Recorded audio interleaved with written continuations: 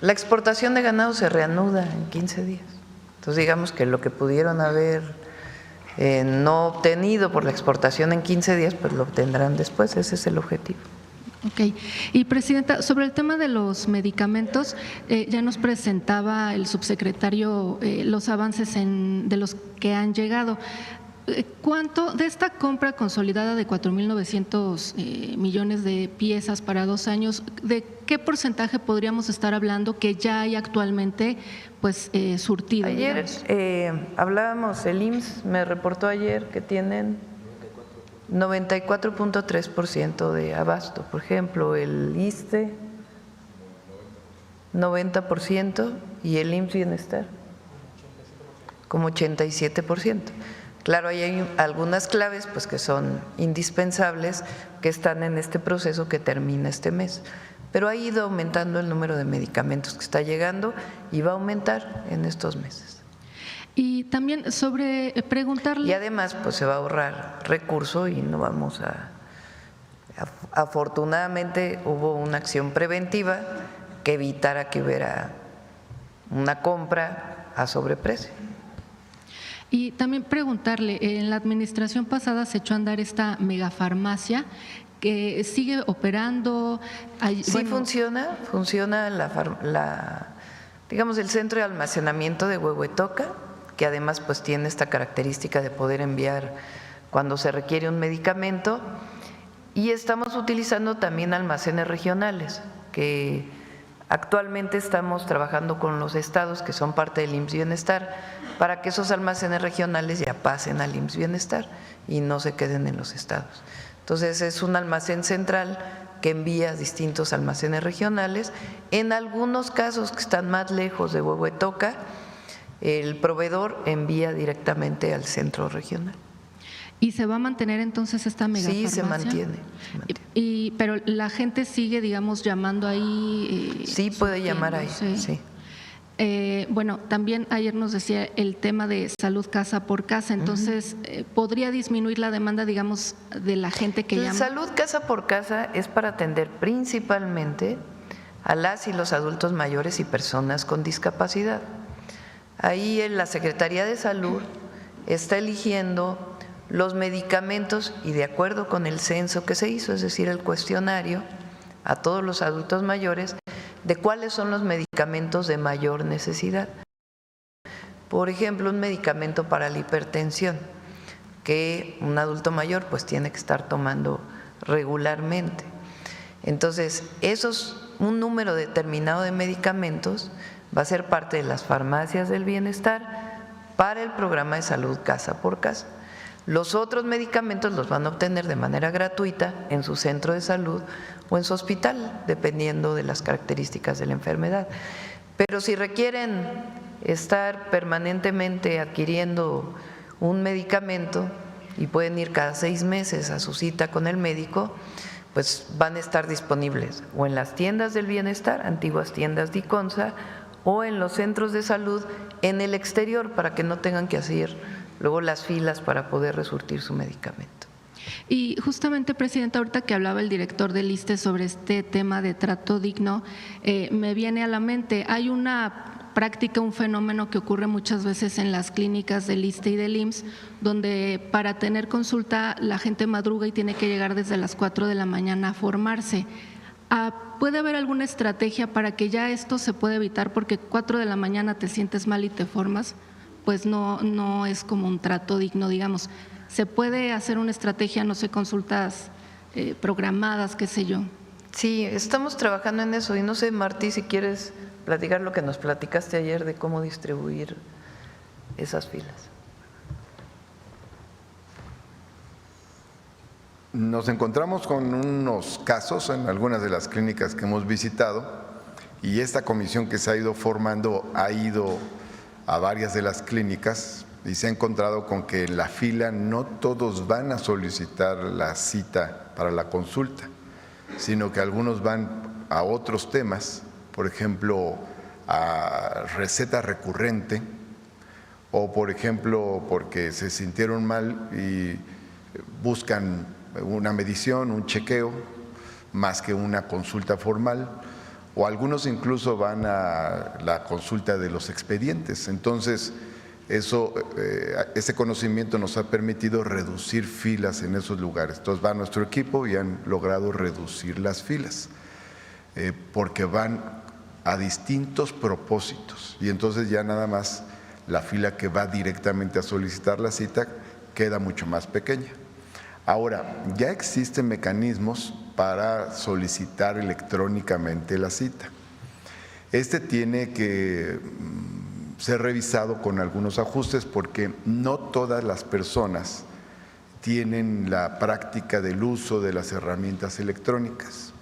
En el caso de la derechohabiencia del ISSSTE, además, una porción muy grande, proporcionalmente mayor que la población abierta, es adulta mayor. Entonces, tiene otros mecanismos de comunicación y mucha gente prefiere ir directamente a la clínica a solicitar la cita más que hacerlo por la vía electrónica. Y algunos lo hacen pues porque se sienten mal y buscan la atención más rápida posible. Entonces, ya existe una proporción de citas por vía electrónica y de citas directas en la clínica, y estamos revisando si ajustamos esa proporción para poder aumentar un poco más la de quienes van directamente a la clínica sobre la base de este análisis que hemos realizado. Y de todas maneras vamos a ir midiendo cómo va mejorando todo este tema, que es un tema de los complicados. Gracias. Muchas gracias, Presidenta. Sí, en el mismo sentido, hay 5 estrategias que se han llevado a cabo en el Seguro Social, sobre todo para la consulta de medicina familiar, el médica familiar que atiende varios padecimientos, la consulta también preventiva. La primera son las unidades médicas de tiempo completo, es decir, las unidades de medicina familiar del IMSS, 1,600 distribuidas en todo el país. Tradicionalmente abrían solamente de lunes a viernes en los turnos de la mañana y la tarde, y las que tienen admisión médica continua para temas de urgencia pues durante todo el día, pero la consulta solo es en esos horarios. Entonces se están abriendo para que todas las unidades de medicina familiar tengan consulta los fines de semana. Esto también beneficia mucho a los trabajadores y a las trabajadoras para que no tengan que pedir un permiso para ir a su consulta, sobre todo los pacientes que están en algún seguimiento.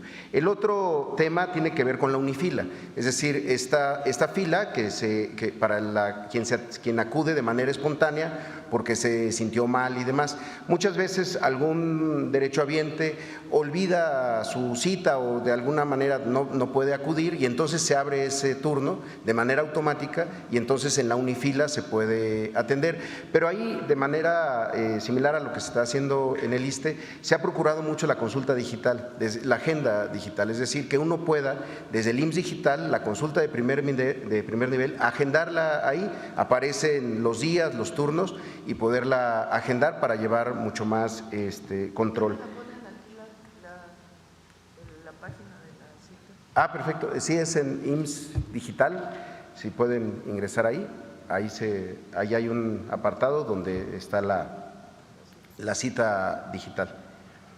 Y ahorita, mientras la ponen, y el otro tema son las recetas resurtibles que ya se han mencionado, que son los pacientes que están en control.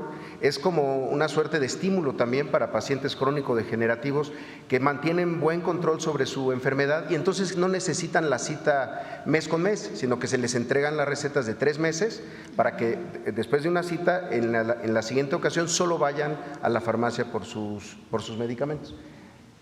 Bueno, aquí está en el IMSS Digital, si se puede ingresar ahí, se tienen que poner el tema del número de seguridad social.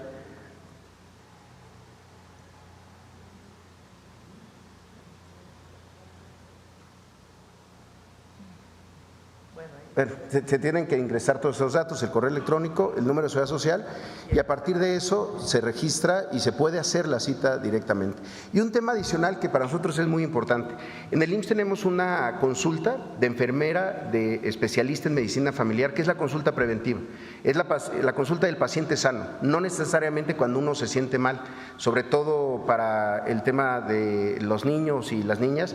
Es una suerte de chequeo general que se puede puede también agendar desde el IMSS digital para justamente pues, poder prever enfermedades. La enfermera, el enfermero de medicina familiar ya refiere, si es necesario, al consultorio de medicina familiar. Y sí son de los temas que estamos implementando y fortaleciendo justamente para evitar tiempos de espera en la consulta de primer nivel.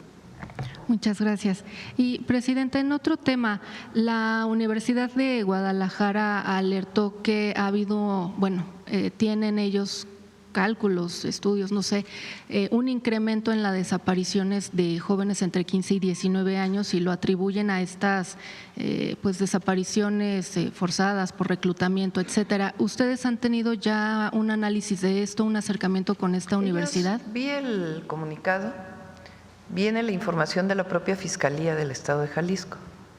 El día de hoy justamente en gabinete le pedí al secretario de Seguridad que se pusiera en contacto con el fiscal y con la comisión de la Universidad de Jalisco, Universidad de Guadalajara, para la UDG, para poder saber de dónde vienen los datos, qué información tienen y cómo poder, primero saber si en efecto hubo un aumento en el número de personas desaparecidas, ver de dónde vienen esos datos y segundo, pues trabajar conjuntamente con esta comisión para poder pues prevenir en caso de que siga este proceso de reclutamiento de jóvenes, sea de manera voluntaria o no voluntaria, no importa, para poder pues desarrollar todos los esquemas necesarios para atender a los jóvenes de Jalisco.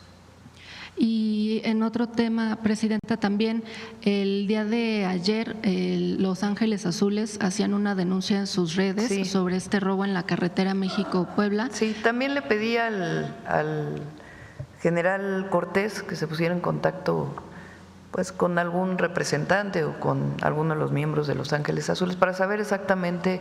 Ellos tuvieron este robo hace unos días y hasta después presentaron la denuncia.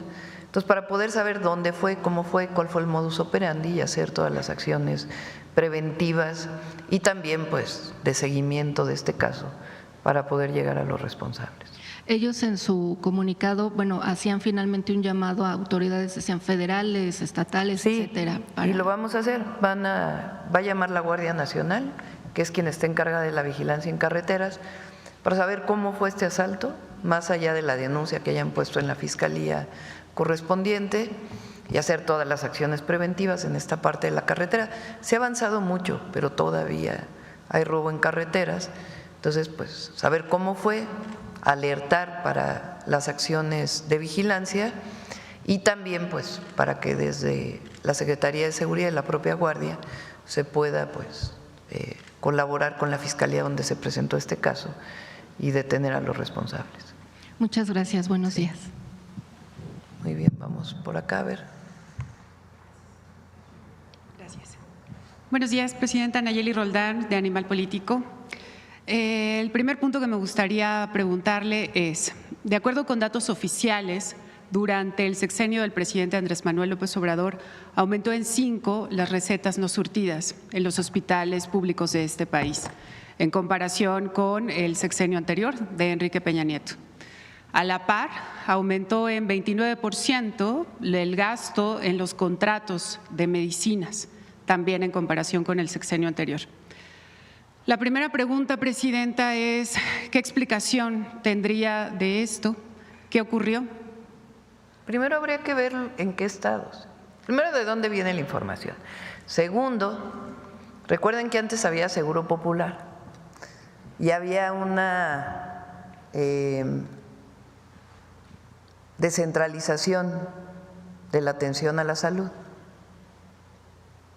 Y me parece, no sé de dónde venga la información. Le comento. Fueron solicitudes de información a todas las instituciones de salud, IMSS, También, ISSSTE, Pemex, etcétera. Por eso, a ver, la pregunta es, ¿también consultaste a todos los estados de la República? Fueron solicitudes de información es que ahí está la diferencia, a nivel fíjate. nacional. 15 Porque millones cuando el periodo de Peña Nieto, los servicios de salud estaban descentralizados. Hoy hay 23 estados, 22 estados y la Ciudad de México que son parte del IMSS Bienestar. Y ahí ha habido un ahorro muy importante en la compra de medicamentos. Recuerden pues todos los casos de corrupción que se documentaron por muchos de ustedes relacionados con la compra de medicamentos en los estados. ¿Y los contratos son los registros en Compranet a nivel federal? También la comparación es Pues exactamente sí, porque ahora bajo se el compra mismo... más. O sea, no se pueden comparar peras con manzanas. En el gobierno del presidente López Obrador se consolidó la compra de todas las instituciones, incluidos estados de la República. Entonces no puedes comparar el medicamento que se compraba, por ejemplo, fui jefa de gobierno. Entonces, nosotros entramos al entonces INSABI, a la compra consolidada de medicamentos. Entonces, claro, la federación pues tiene una compra mayor porque ya tiene la parte de la compra de la Ciudad de México que antes se hacía de manera descentralizada. Entonces, lo que sugiero es que se revise la compra de medicamentos en todos los estados de la República y entonces sí se compare peras con peras, manzanas con manzanas, palitos con palitos, bolitas con bolitas. Se comparó a nivel federal, pero tiene que ver también en el sexenio anterior, efectivamente en el de Peña Nieto más bien, sí los gastos tenían que ver en los estados, digamos, de Seguro Popular, también con una bolsa en específico del Seguro Popular. Sí, esa no se comparó. No era centralizada la compra. Entonces, tiene que ver la compra de los medicamentos en cada estado. Ok. La siguiente pregunta, Presidenta, es, en Animal Político la semana pasada publicamos que a raíz del cambio en el modelo de compras del expresidente López Obrador, surgió un fenómeno que es, personas crearon empresas y al poco tiempo comenzaron a recibir contratos por adjudicación directa para vender medicamentos y comprobamos que los vendieron más caros. Tenemos el caso de al menos 19 empresas que recibieron 1.500 millones de pesos en contratos solamente en 2022. Usted en este espacio, su equipo de salud ha documentado o ha expuesto justamente pues, problemas o irregularidades por sobreprecio, justo por eso cancelaron la compra consolidada de este año. La pregunta sería si identificaron este mecanismo, digamos, o estas irregularidades de ventas a sobreprecio durante el sexenio anterior y, si es así, ¿qué denuncias tienen? ¿A quién denunciaron más bien? Sí, a ver, las auditorías, ¿cómo funciona el gobierno? Porque vale la pena que todos los que nos escuchan conozcan cómo se hacen las auditorías. Hay dos instituciones que lo pueden hacer para los recursos federales. La primera es la propia entonces Secretaría de la Función Pública, hoy Secretaría Anticorrupción y de Buen Gobierno, que tiene sus órganos internos de control en cada institución. La segunda es la Auditoría Superior de la Federación, que no representa al gobierno, sino que es una institución de la Cámara de Diputados que decide qué se audita y se audita. Cuando entra el gobierno, pues hace una revisión de lo que le fue entregado del 2024. Si hay alguna irregularidad, pues tiene que venir en las propias auditorías de la Auditoría Superior de la Federación. ¿Y sí las ha habido, presidente? Pues sí, pero no conocemos, ¿o de dónde es tu información? De la Auditoría Superior de la Federación. Pues que se revise, que se vean las observaciones y si hay alguna irregularidad, pues que se presente. O sea, ¿su gobierno no ha hecho estas revisiones? No le corresponde al gobierno hacer una revisión de la cuenta pública del 2022, que es lo que tú estás reportando. A nosotros nos corresponde lo que correspondería a observaciones del 2023, que se presentan en el 2024 o 2025, solventar esas observaciones, o de los años posteriores. Si hay un resultado de la Auditoría Superior de la Federación, hay que ver si se solventó esa información. Más allá de esas solventaciones en específico en estos mecanismos de fiscalización y de revisión del gasto de los recursos públicos, la pregunta estaba enfocada, Presidenta, en si su equipo justamente le llegaron a la alarmas de qué es lo que estaba pasando en el tipo de compras de medicamentos durante el sexenio anterior, si encontraron este mecanismo de venta sobre precio. Eso tiene que ver con los registros dentro de las instituciones. A la Secretaría Anticorrupción, en todo caso, hacer una revisión del 2024 y en todo caso de auditorías previas que se hicieron de la Auditoría Superior de la Federación o de la Función Pública, pues hacer la revisión de si hay observaciones. O sea, usted hasta este momento no tiene reportes de que hubieran ventas a sobreprecio en el sexenio de Andrés Manuel López Obrador en materia de medicinas. No. Okay. La siguiente... Si hay alguna cosa que alguien presente de alguna observación, se revisa. O sea, nosotros no tenemos nada que ocultar. Nosotros no somos del pasado, de corrupción de aquellas épocas, en donde se compraban medicamentos para el cáncer, uno muy sonado en Veracruz, que tenía agua en vez de medicamento. Nosotros no somos eso. Y hay transparencia. Es la gran diferencia. Sí. Bueno, todo esto hay que aclarar, sobre todo para quienes nos ven, que es documentación oficial obtenida por fuentes públicas. Sí, y también lo oficial de responder a las observaciones también se hace. Presidenta, durante la entrega, digamos, de reportajes de la semana pasada en Animal Político, publicamos un caso muy concreto, que es el IMSS entregó 1.134 millones de pesos a 2 empresas que vendieron hasta 800% de sobreprecio. Le pongo un par de ejemplos muy sencillos de, por ejemplo, la aspirina, que una de estas 2 empresas, Cetomedical, vendió en 40 pesos cada caja, cuando el precio en compras consolidadas y otros proveedores fue entre 7 y 11 pesos. Solamente por este contrato, el IMSS pagó 1 millón de pesos más, digamos, por esta diferencia en el precio. La sitagliptina, que es para diabetes, fue vendida en más de 2,000 pesos cada caja, cuando el precio era de 120, más o menos. Estas empresas son los dueños de las empresas son socios de Fernando Bilbao, el yerno de Rocío Nale, la actual gobernadora de Veracruz. La pregunta que le haría, Presidenta, es ¿qué explicación le encontraría usted a que justamente estas 2 empresas, a partir de que entran los socios de Fernando Bilbao, tienen adjudicaciones directas que suman más de 700 contratos, aún cuando vendieron a sobreprecio? Mira, aquí está Zoe, que viene muy preparado para poder contestar esta pregunta. Pero primero… Sí, muchas gracias, Nayeli. Un gusto volverla a ver. Primero, nosotros estamos con un compromiso con la transparencia y desde luego con el rigor periodístico. Por eso, a pesar de que el reportaje no lo menciona, usted sabe que tuvimos 2 videoconferencias. No, sí lo mencionamos. Déjeme terminar. Perdón. Tuvimos 2 videoconferencias. Se puso a disposición, a petición del director de Animal Político, a personal del IMSS de primer nivel, al director de administración, a la unidad de administración, la unidad de adquisiciones, al director de operación y evaluación.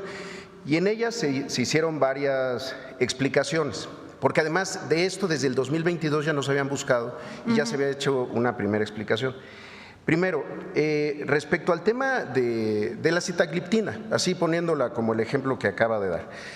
Uno de los elementos que el reportaje desafortunadamente no impacta o no establece es que los análisis de los años 2020, 21 y desde luego 22 tuvieron una distorsión en los precios porque hubo una pandemia que distorsionó absolutamente todo.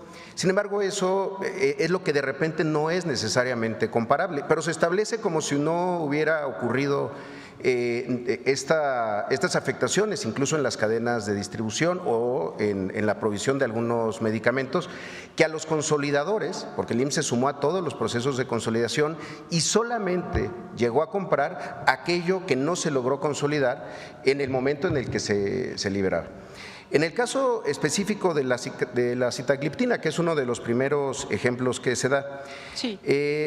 Compara a una delegación, la delegación del IMSS en Morelos, con una serie de compras que se hicieron después. Sin embargo, compara una compra de marzo del 22, después de la desconsolidación, y con una bianual del 2023. Obviamente, los procesos de consolidación, mientras tengan mejor planeación, incorporen a más instituciones y además se hagan por más años, el precio necesariamente baja. Pero además observamos un elemento adicional. En la comparación que hace de 330 pesos en farmacia comercial, usa el precio de la caja de 14 piezas, cuando el resto de las comparaciones son de la caja de 28 piezas. Son productos distintos porque tienen, digamos, un número diferente de medicamentos. Además de eso, hay un alegato en el reportaje, que por cierto, en la primera entrega hablan de 7,000 millones, no corrigen, pero en la tercera entrega hablan de los 1,000 que acaba de mencionar, porque se les hizo ver que había una serie de errores en el registro de Compranet. Pero también hablan de un incumplimiento o de que se compraron medicamentos que nunca se distribuyeron. Como lo hicimos en las reuniones, se explicó y se puede volver a explicar, los contratos son de máximos y mínimos y las instituciones no están obligadas a pagar absolutamente nada hasta el día que se entrega, ni se tiene que entregar todo. En ese sentido, cuando existe un incumplimiento, y así ocurrió, no solamente no se paga, sino que se penaliza.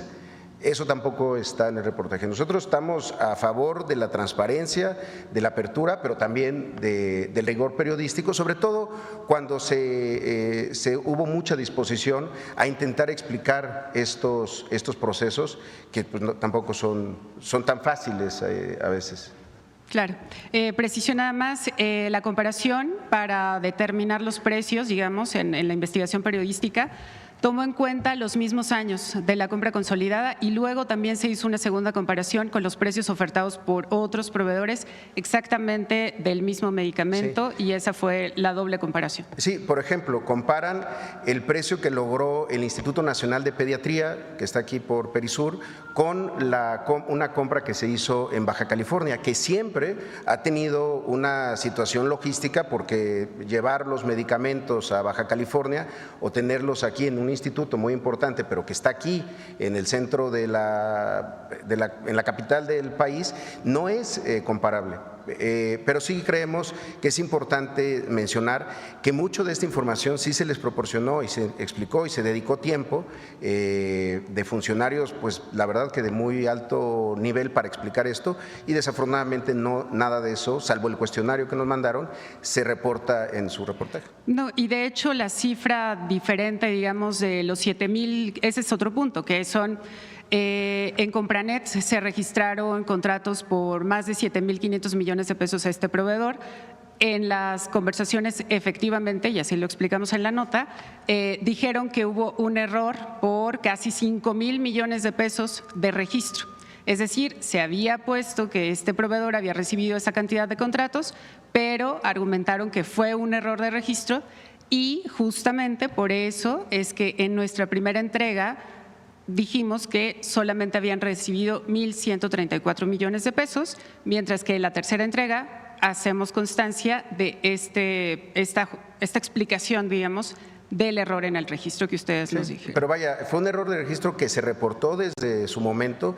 Eso nunca significó que se hayan pagado medicamentos ni que se hayan concretado contratos. Fue un error en un momento en Compranet, que también efectivamente tuvo situaciones, sobre todo en 2023 y 24. Sin embargo, se aclaró que lo que decía de una adquisición de 7,000 millones de pesos pues no era correcta. Sin embargo, pues así sigue estando en su nota, sí. En su cabeza. No. La tercera cabeza dice que el IMSS argumenta que fue un error. Y así se puede consultar en animalpolitico.com. Para quienes, bueno, muchas gracias. Presidenta, una vez después de que ya hablamos del tema del sobreprecio, lo que quisiera preguntarle a usted es ¿qué explicación tendría de que esta empresa, cuyos dueños son socios de Fernando Bilbao, no tuvieran estos contratos? La información sobre esto y se revisa. No hay problema en revisarlo. ¿Qué opinión le merece que en este caso… No tengo información, o sea, no sé si en efecto es socia esta persona o no. Sí, entonces… Aldo Díaz Pérez, que también fue exfuncionario de Segalmex, es Por eso socio no de tengo Fernando. información en particular. Checada, pues leí la nota, Claro. pero no estamos checando la información de la nota y si hay algo que revisar, se revisa. ¿A quién le encargaría la revisión o qué haría Pues con esta obviamente a la información? Secretaría Anticorrupción. ¿Y cuándo tendríamos una respuesta de esto? Con gusto nos ponemos en contacto, si es que hay alguna irregularidad. ¿Le parece correcto que hayan recibido estos Pues no puedo contratos? decir si es correcto o incorrecto si no hemos checado la información que ustedes brindan y cómo fue en todo caso que se hizo esta adjudicación. Hasta no tener toda la información, pues evidentemente no puedo dar mi opinión. Bueno, Entonces, ¿y a quién tiene que encargársele? Pues a la Secretaría Anticorrupción. ok. Sobre todo para quienes nos ven, le comento lo que encontramos a partir de revisiones en el Registro Público de Comercio. Aldo Díaz Pérez es un empresario, exfuncionario de Segalmex, que tiene distintas empresas. Una de ellas, su esposa María Teresa Carabeo, es accionista de Eto Medical, la que ganó estos contratos. Y justo en 2020, cuando la señora María Teresa Muñoz entra como accionista, es cuando comienzan a recibir los contratos esta empresa. Aldo Díaz Pérez, su esposo, tiene otras dos empresas que junto con Fernando Bilbao recibieron 100 millones de pesos de depósitos de otras empresas que obtuvieron más bien permisos para comercializar hidrocarburos, justamente cuando Rocío Nale fue secretaria de Por eso, Energía. mira, todos pueden leer tu nota de Animal Político. Animal Político. Entonces, para quien tenga interés, pues que lea la nota en Animal Político. Y nosotros pues hacemos la revisión de si en efecto lo que estás comentando fue así o no fue así, y a partir de ahí pues que la Secretaría Anticorrupción vea. Pero esta idea de que ahora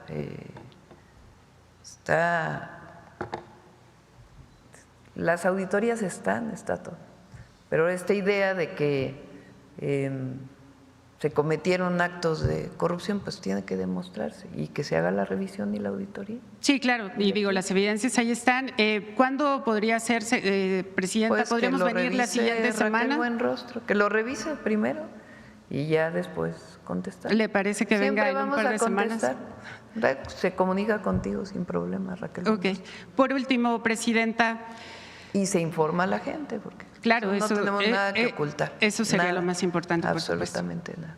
Por último, Presidenta, ¿qué le diría a las personas, a las familias que, sobre todo durante el sexenio pasado, aunque todavía hay casos ahora, que batallaron, que iban a los hospitales y no encontraban las medicinas, que han tenido que comprarlas por sus propios recursos, que les aplazaron cirugías y que al mismo tiempo pues se gastaron los recursos para comprar las medicinas pero no los tuvieron?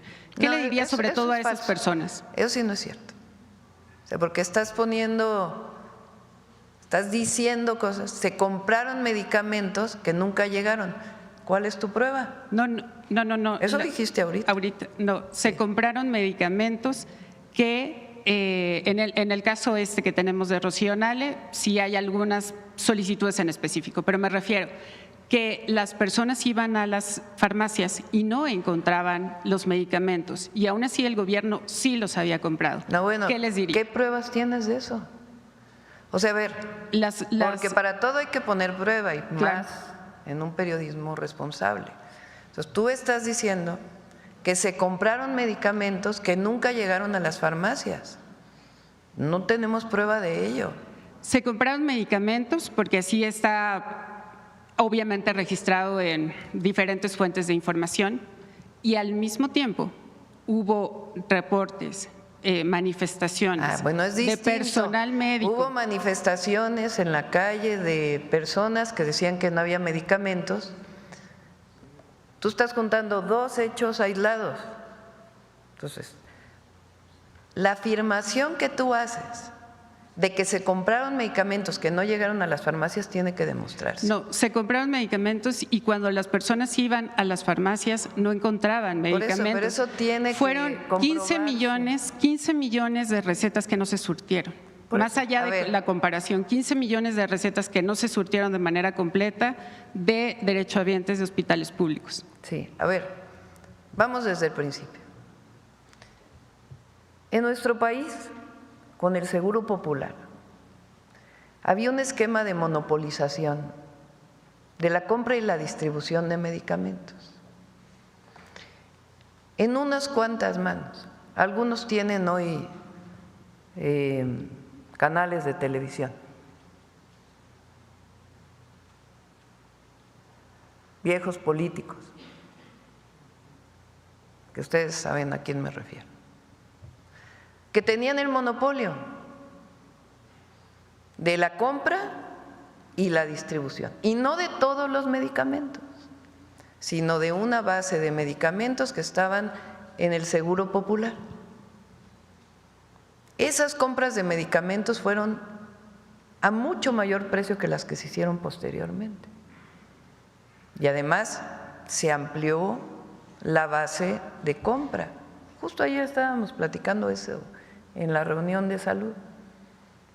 Porque cuando no hay competencia y hay unas cuantas empresas que se dedican a eso y solo se les compra a esas empresas y se terciariza todas las funciones, pues entonces no solo se demostró que no funcionó, sino que también había desabasto.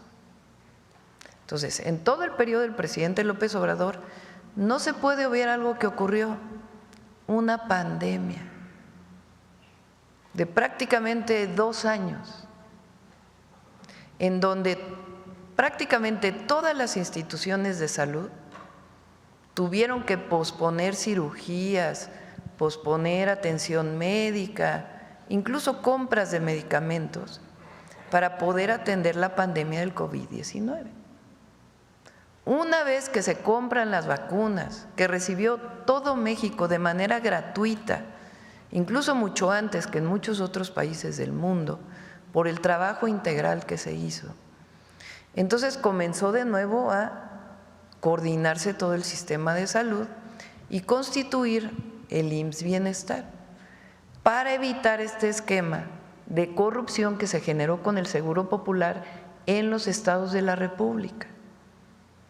Entonces fueron 2 años de mucho trabajo para constituir esta nueva institución de salud que a nosotros nos está tocando consolidar y al mismo tiempo garantizar pues todo el abasto de medicamentos, que la compra de los medicamentos, como lo hemos estado informando, cada 15 días ha tenido de nuevo esta voracidad de muchas de las empresas farmacéuticas que dieron sobreprecio y que se pusieron de acuerdo con algún servidor público en la mediana escala. Entonces, afortunadamente se paró, se revisó y se está solventando pues esa posible falta que se hubiera cometido. En el periodo del presidente López Obrador se hizo lo mejor que se pudo hacer en todo este proceso pues de monopolización. ¿Por qué están tan enojadas algunas televisoras o algunos sitios de internet? Pues porque ya no se les compra los medicamentos ni los servicios de distribución, de donde ganaban miles de millones de pesos. Entonces, si hubo alguna falta de algún servidor público, se revisa y no, aquí no vamos a cerrar la posibilidad de que haya una auditoría, de que haya una revisión y que se haga. Pero de que lo que tenemos hoy es mucho mejor que el Seguro Popular, que era la pura corrupción, es mucho mejor. Y de que va a ir mejorando todos los días, pues es lo que estamos presentando ahora. ¿Cuándo habían escuchado un programa de trato digno en el ISSSTE? O un programa que permita ahora sí tener más cirugías en el IMSS. O un sistema de IMSS Bienestar que tiene un cuerpo regional que está atendiendo desde el territorio. Entonces, es mucho mejor lo que estamos construyendo ahora que viene desde el gobierno del presidente López Obrador, que aquel esquema de seguro popular, o sea, vayan a algunos de los estados que no se han integrado, cobran los servicios.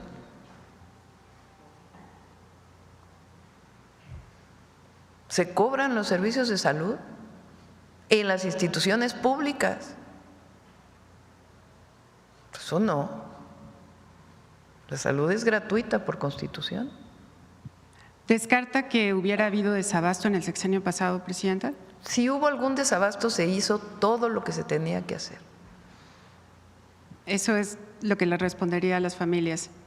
A las familias siempre las vamos a querer abrazar y apoyar, pero lo que ustedes quieren hacer, de contraponer al gobierno con las familias, eso no. Eso no. Nunca van a escuchar de algún servidor público, de mi gobierno, de otros gobiernos, que hable en contra de una víctima. Lo que pasa es que lo que quisieron hacer fue justamente eso, este esquema de contraposición. Nosotros estamos para servir al pueblo y siempre vamos a estar para servir al pueblo. Pero este esquema en donde, a pesar de que el IMSS se acercó a ustedes, les dio toda la información y siguen planteando lo mismo, entonces lo que se tenga que aclarar se va a aclarar. Transparencia al 200%, más que cuando existía el INAI, que se gastaban el dinero en centros nocturnos. ¿Por qué eso no lo reportan? Sí está reportado en todos los medios. Qué bueno. Sí. Vale. Bueno, si me permite regresar después para ver si la Secretaría Sí, Anticorrupción cómo no. investigó el Con tema todo de la gusto. gobernadora Nale. Sí. Gracias, presidenta. Gracias. A ver aquí. Ahora puras mujeres porque fue en contraposición acá. Gracias, presidenta. Buenos días. Nancy Flores, de la revista Contralínea. Buenos días a todas y a todos. Presidenta, faltan 19 días para esta elección judicial, que es este proceso de democratización, un mandato popular del pueblo de México. Y sin embargo, está arreciando la guerra sucia mediática en contra de esta posibilidad que vamos a tener por primera vez los mexicanos y las mexicanas para elegir un poder judicial que ya no sea corrupto y que no esté al servicio de las oligarquías, tanto transnacionales como las oligarquías mexicanas. En ese contexto, además, se suma esta guerra sucia a todo el tema de la obstaculización que ha generado algunas decisiones del propio Instituto Nacional Electoral, porque sigue prácticamente tomado el Consejo General por una facción conservadora. Entre esas decisiones, pues primero que no se tuviera información desde los poderes ejecutivo y legislativo también sobre el proceso electoral, y segundo, pues por ejemplo, que no se permitiera a candidatos y candidatas pues hacer uso de estos tiempos oficiales en radio y televisión para que dieran a conocer sus propuestas. En ese contexto, preguntarle no solo su opinión sobre esta guerra sucia para desalentar el voto ciudadano y con ello decir que fracasó este proceso de democratización, sino también preguntarle si va a haber algún tipo de exposición aquí de una forma muy sencilla, muy simple, para que todos los ciudadanos y ciudadanas sepamos pues que son varias boletas, que en vez de tachar vamos a poner números, etcétera. Sí, vamos a dedicar la próxima semana, todos los días, un ratito a hablar de… Pero podemos aprovechar, a ver si me consiguen las boletas. ¿Sí están ahí? A ver, las que vienen en el INE que no tienen nombres.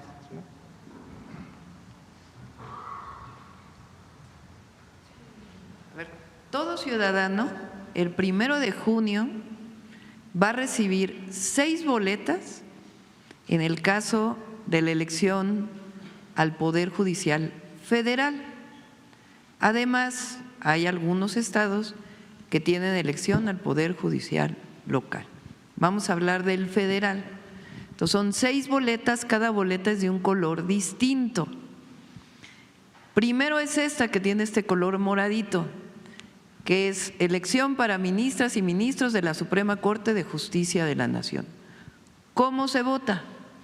Pues aquí no vienen los nombres obviamente, porque no vamos a hacer propaganda para alguna persona, pero aquí quien va a ir a votar a la casilla pues ve todos los nombres. Los pueden revisar ahora en la página de internet del INE, ahí viene todos los detalles de todos los candidatos y candidatas. Supongamos que yo ya voy con la decisión de por quién voy a participar, así debe ser. Entonces, se elige un número. ¿Qué número es? Los que están aquí. ¿Qué es esto que viene aquí? ¿Quién propuso al candidato o candidata? Dice PE, quiere decir que es una propuesta de la comisión que salió del Poder Ejecutivo. Si dice PL, pues es una persona que salió de la selección del Poder Legislativo, Cámara de Senadores y Diputados. Si dice PJ, que salió de la selección del Poder Judicial, de la Corte. Así están todos. Y hay algunos que ya estaban desde antes y que se están postulando. Entonces, en esta boleta, ¿qué tiene que hacer uno? De este lado están las mujeres y de este lado están los hombres.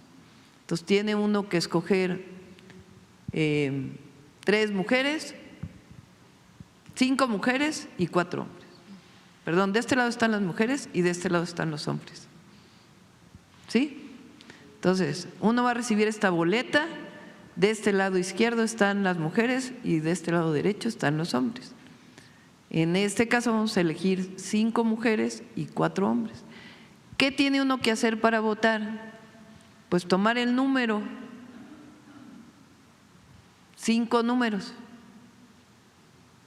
No quiero señalar algún número porque luego van a decir que ando promoviendo a alguien. Pero alguno de estos números que uno decida con el nombre, ese número lo pone uno aquí, el segundo número, tercero, cuarto y quinto número de las personas por las que va a elegir, mujeres y luego hombres. Adelante. Luego viene magistradas y magistrados del Tribunal de Disciplina Judicial. Esto es nuevo, es como la institución que ahora de manera distinta a lo que era el Consejo de la Judicatura va a estar revisando la actuación de los jueces, muy importante. El tribunal que va a estar revisando la actuación de los jueces, ministros y magistrados. En este caso vamos a votar por 3 mujeres y por 2 hombres. ¿Cómo se vota?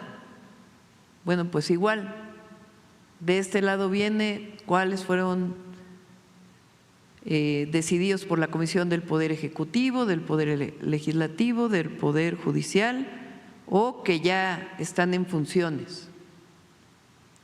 Va uno a revisar y escoge 3 nombres y le va a poner allá arriba el número al que corresponde. Esto es en mujeres y en hombres. Son 3 mujeres y 2 hombres. La tercera es magistradas y magistrados de la Sala Superior del Tribunal Electoral del Poder Judicial de la Federación. Este Poder Judicial o esta Sala Superior es electoral, los otros es para la Corte, para la institución que va a revisar la actuación de los jueces. Este es para el Tribunal Electoral. En este caso solamente vamos a elegir 2, una mujer y un hombre. Hacemos lo mismo, revisamos previamente pues quién lo propuso, el número de nuestra preferencia de acuerdo con el nombre y se elige una mujer y se elige un hombre. Adelante. Después las magistradas y magistrados de la Sala Regional del Tribunal Electoral. Tribunal Electoral tiene salas regionales y la Sala Superior. Estos nombres van a ser distintos de acuerdo a las regiones del país. y va a ser lo mismo. ¿Quién lo propuso? El número que corresponde, la persona, y va a poner uno el número que corresponda de la persona por la que uno quiera elegir. En este caso son 2 mujeres y un hombre. La que sigue. Y luego juezas y jueces de distrito. Aquí se va a elegir a 5 y aquí viene quién la propuso, el número que corresponde y si es un juez administrativo, un juez civil, y el color pues depende de lo que viene aquí. Tiene uno que elegir uno de administrativo, otro que tiene que ver con lo civil, otro que tiene que ver, ya no sé el color moradito, el moradito es civil, después el que tiene que ver con el mixto, después el que tiene que ver con el penal y luego el que tiene que ver con trabajo. Y va a ir uno poniendo el número que corresponda, de 5 mujeres y de 5 hombres. Esa es la manera en que se va a votar. Entonces, a diferencia en las elecciones normales, no normales para elegir al Poder Ejecutivo, al Poder Legislativo, que uno vota por un partido político, en este caso, pues los partidos políticos no participan, participan las personas como individuos. ¿Cómo vamos a votar? Pues poniendo el numerito arriba de la persona que uno elija. Y así lo vamos a ir explicando todos los días. Hay antes de que sigas, Nancy, a ver, pon el videíto de 20 segundos donde se explica todo esto en 20 segundos. Este 1 de junio votemos por un nuevo Poder Judicial, honesto, capaz y cercano al pueblo. Al llegar a la casilla recibirás 6 boletas, cada una de un color distinto porque elegirás a ministras y ministros de la Suprema Corte, magistradas y magistrados del Tribunal de Disciplina Judicial, de la Sala Superior del Tribunal Electoral, de las salas regionales del Tribunal Electoral, magistradas y magistrados de circuito y juezas y jueces de distrito. Votar es muy sencillo. En cada boleta hay una lista de candidatas mujeres a la izquierda y de hombres a la derecha. Junto al nombre está el poder que postuló a esa persona. Para votar debes escribir el número de la candidatura en los recuadros superiores. Al finalizar, deposita las 6 boletas juntos en la misma urna. Infórmate y vota. Este 1 de junio votemos por un nuevo Poder Judicial. Conoce más en eligepoderjudicial.gov.mx. Presidenta, en otro tema, cada año quienes tienen este servicio de telefonía celular por parte de la compañía Telcel se les cobra una fianza de 200 pesos. Esta fianza, dice la compañía, que se utiliza para cuando el cliente no cubre el servicio y entonces se cobra de esa fianza. El problema aquí es que ese dinero nunca se le regresa a los clientes y son millones de personas las que tienen planes de telefonía celular con Telcel. Y el punto es que se van a una afianzadora del mismo grupo, que es estas fianzas Inbursa. Aquí el tema, nada más para dimensionar, es que por cada millón de clientes son 200 millones de pesos que se quedan, que nunca le devuelven a las personas que pagan puntualmente mes a mes este servicio. Tengo 2 preguntas al respecto. La primera sería si la Profeco, la Comisión Nacional de Seguros y Fianzas, y la Conducef pueden revisar esta situación, porque generalmente, o más bien así es la norma, las fianzas se devuelven. Y segundo, si ya se tiene una fecha estimada de cuándo la Comisión Federal de Electricidad ahora sí podrá dar servicio de telefonía celular a todo el país sin restricciones, porque antes los organismos autónomos lo que hacían era privilegiar este tipo de negocios. Vemos con Profeco, le comentamos a Iván Escalante, que a lo mejor nos está escuchando, para que pueda ver este tema. Mañana viene Pepe Merino y su equipo para poder explicar la ley de telecomunicaciones que se envió al Congreso, porque pues, la discusión se fue sobre ese artículo que ya dijimos que se quite, porque nuestro objetivo nunca es censurar, y a lo mejor no venía bien escrito, lo que fuera, pero nunca fue el objetivo. Pero tiene muchas otras cosas muy importantes. Tiene que ver con fortalecer las radios comunitarias, tiene que ver con la prestación del servicio, la apertura de prestación del servicio también para Comisión Federal de Electricidad, tiene que ver con ampliar la cobertura, porque faltan muchas zonas en el país que no tienen cobertura de telefonía celular, regula pues todo desde satélites hasta la telefonía fija que todavía existe. Entonces, es muy importante que se conozca cuáles fueron las propuestas de esta ley que está actualmente en discusión en el Senado de la República. En otro tema, Presidenta, en la revista Contralínea acabamos de publicar un reportaje sobre los créditos del Infonavit, estos créditos impagables, y bueno, la situación es mucho peor de lo que imaginábamos. Hay muchas personas que han pagado hasta 3 veces o más estos créditos, y aquí el tema es que si se les congelan estas deudas de cualquier manera son, primero, impagables y segundo, muy injustas, porque hay casos donde las personas pidieron 150,000, 200,000, 300,000 pesos entre 2002 y 2006 y ahora tienen unas deudas de más de 1 millón de pesos, o sea, lo cual es descomunal, y pues lo que se observa es que si se les congela de cualquier manera van a seguir pagando muchísimo tiempo. Y el otro caso es de las personas cuyos casos ya se judicializaron y por tanto no entrarían en este programa que se está aplicando. Preguntar si se puede hacer una segunda revisión de pues qué hacer con todas estas personas. Es que no solo se congelan, hay quitas. Ahora que hemos estado en la República hemos entregado apoyos, bueno, con donación de deuda, vamos a poner así, de personas que debían 2 millones de pesos y se quedaron ya nada más con 30,000 pesos de deuda. O sea, de ese tamaño son las quitas que se están haciendo, precisamente por lo que comentas, porque la gente ya pagó 2, 3 veces el crédito. Entonces, congelamiento, quitas, disminución de intereses, son varias acciones que se están tomando, y las personas que por alguna razón entraron a juicio tienen que acercarse a las oficinas del Infonavit y ahí se les atiende de manera personal. Hay algunas que vienen automático y hay otras que si no se les hizo la quita, el congelamiento, etcétera, es porque por alguna razón entraron a juicio y ellos a veces ni lo saben. Entonces, si tienen estos casos, vayan a la oficina del Infonavit, que ahí se les está atendiendo de manera personal. Finalmente, Presidenta, en otro tema, ayer la UNAM sacó un boletín muy importante que tiene que ver con esta confirmación que ya hicieron los científicos de que México sufre mayor calentamiento que el resto del planeta.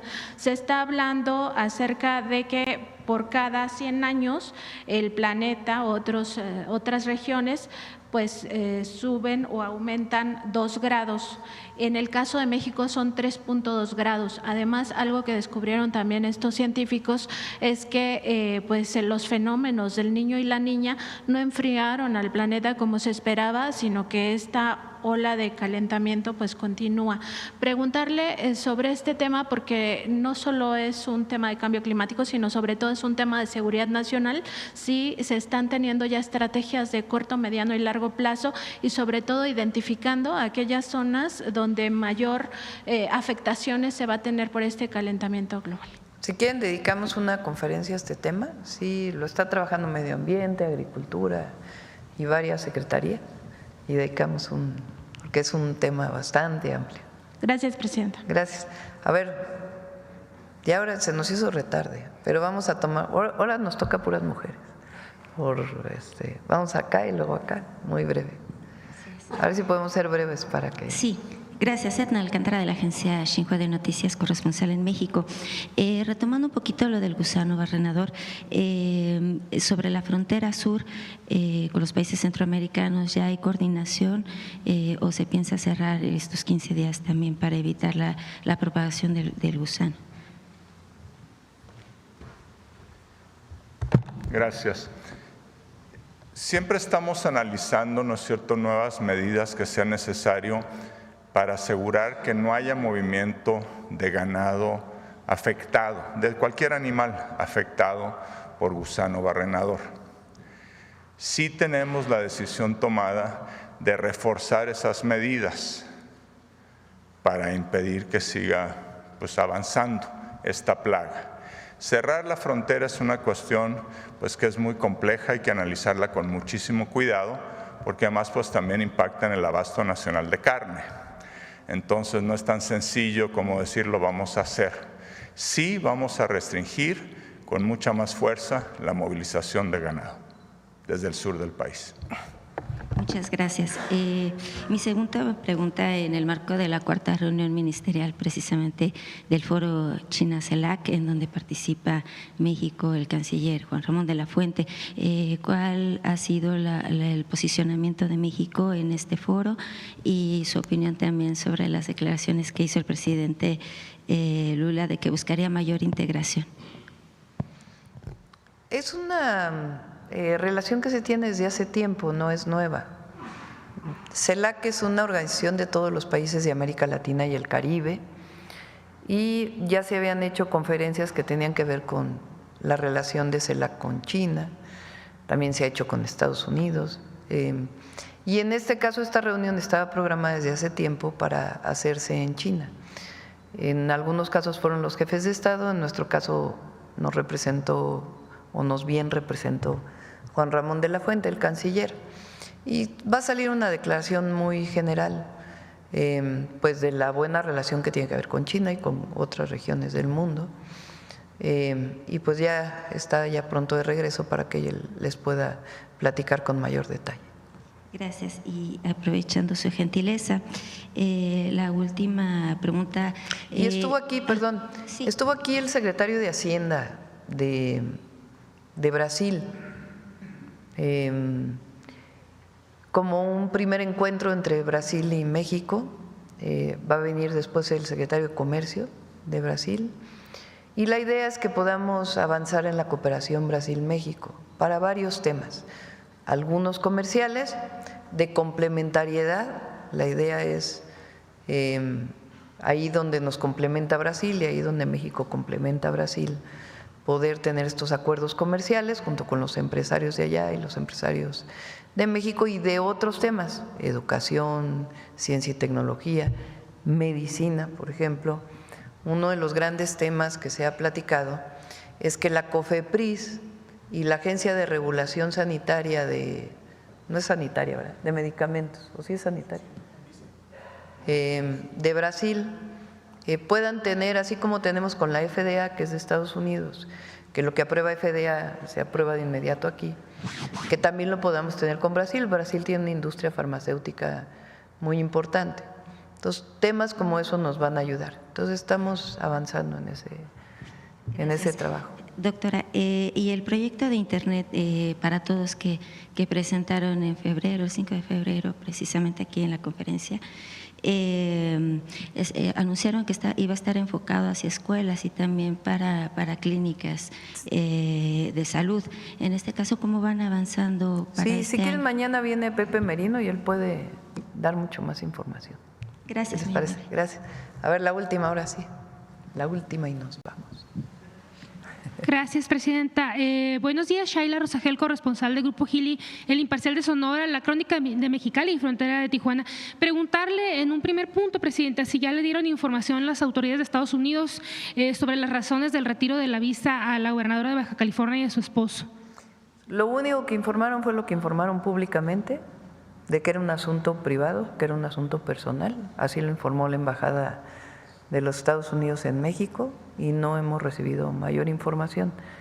Entonces, pues no podemos seguir opinando hasta no recibir mayor información. Por cierto, sí quiero aclarar porque ayer algunos medios difundieron que había un congelamiento de cuentas. Hablamos con la gobernadora y la gobernadora nos dijo que ella no tiene cuentas en el extranjero. Esa es información de la gobernadora. Gracias, presidenta. Sobre el tema del gusano barrenador, preguntarle ¿cuándo se considera que podría quedar erradicado este problema, esta plaga? Y también preguntarles en cuántos estados de aquí del país se ha detectado que ha llegado el gusano barrenador, qué acciones específicas se están haciendo para que no llegue al norte del país, por ejemplo, a estados como Sonora y Chihuahua. Bueno, ya informó bastante Julio sobre eso. Son 2 casos, ¿no? Sí, la erradicación va a tomar mucho tiempo. La vez pasada tomó 50 años, ahora lo vamos a hacer más rápido porque hay mejores tecnologías. Pero erradicar lo que desaparezca de México y de todo Centroamérica es tarea de muchos años. Los estados donde hay ahorita presencia son los del sur y sureste. Vamos en las nuevas medidas a establecer unos nuevos protocolos, no tengo mucho detalle técnico, para asegurar que los estados del norte de la República no llegue esta plaga. Lo hablamos ayer con las gobernadoras y gobernadores y ya estamos trabajando en el diseño técnico para anunciarlo, pues espero que en cosa de días y iniciarlo de inmediato.